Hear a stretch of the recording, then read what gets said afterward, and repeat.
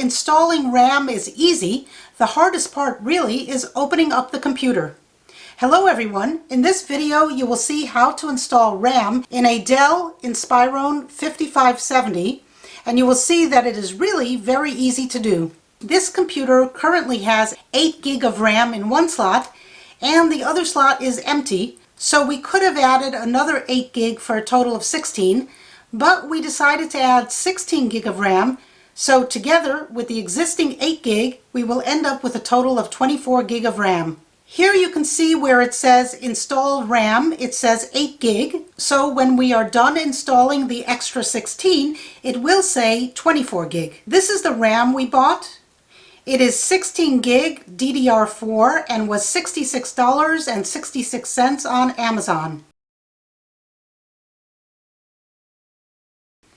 You can check to see if you have the right item by clicking here where it says Check Fit by Computer, and then enter the brand.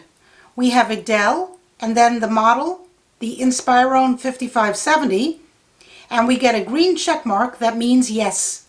This will fit our computer. I'll leave a link to this RAM in the description box below this video. So to install the RAM, I first need to open the computer. You might want to take the extra precaution of wearing an anti-static wrist strap to prevent static buildup from discharging when you're working on the computer.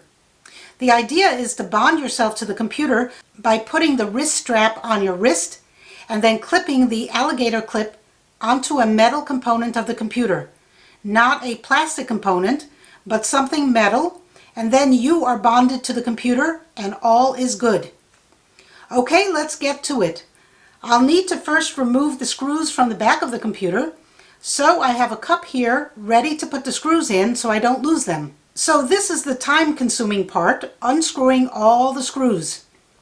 I used a magnet to help pull the screws out. If you have a magnetized screwdriver, that would be better, but mine is not magnetized, so a magnet works just as well. After you remove the screw above the DVD player, just slide the DVD player out of the slot, and then you have 2 more screws under there.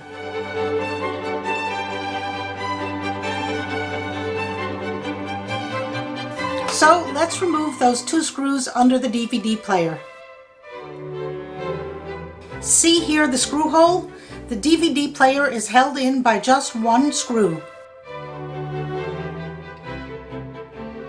Now we have to separate the keyboard from the bottom by going all around and prying it off.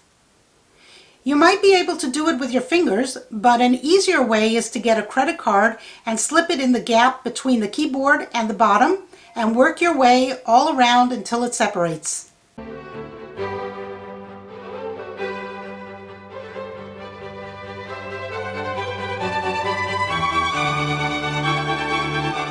Now that I've pried the back off, you can see there's an empty slot next to the installed RAM.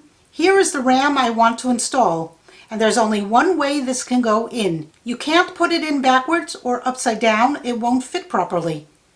You can see the slit in the middle.